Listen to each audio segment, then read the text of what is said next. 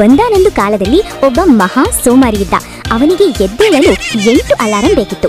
ಒಂದಿನ ಅವನು ಆನ್ಲೈನ್ನಲ್ಲಿ ರನ್ನಿಂಗ್ ಅಲಾರಂ ಎಂಬ ವಿಚಿತ್ರ ಗಡಿಯಾರ ತಂದಾಗ ಅಸಲಿ ಆಟ ಶುರುವಾಯಿತು. ಬೆಳ್ಳಂಬೆಳಗ್ಗೆ 6 ಗಂಟೆಗೆ ಸೈರನ್ ಹೊಡೆದ ಅಲಾರಂ ಆಫ್ ಮಾಡಲು ಅವನು ಕೈ ಹಾಕಿದ್ರೆ ಆ ಗಡಿಯಾರ ಬೆಡ್ ಕೆಳಗೆ ಓಡಿ ಹೋಯಿತು.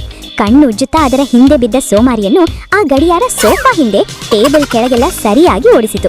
ಗಡಿಯಾರ ಹಿಡಿಯುವ ಭರದಲ್ಲಿ ಅವನ ಹೂಕುಂಡಕ್ಕೆ ತಲೆ ಚಚ್ಚಿಕೊಂಡು ಮನೆಯನ್ನೆಲ್ಲ ರಣರಂಗ ಮಾಡಿದ. ಕೊನೆಗೆ ಹೇಗೋ ಕಷ್ಟಪಟ್ಟು ಗಡಿಯಾರ ಹಿಡಿದು ಅಬ್ಬಾ ಗೆದ್ದೆ ಎಂದು ತಿರುಗಿ ನೋಡಿದರೆ ಆಗಲೇ ಸಮಯ 10 ಗಂಟೆಯಾಗಿತ್ತು. ಅವನಿಗಿಂತ ಸ್ಮಾರ್ಟ್ ಆಗಿದ್ದ ಆ ಗಡಿಯಾರ ಅವನನ್ನು ಸರಿಯಾಗಿ ಸತಾಯಿಸಿತ್ತು.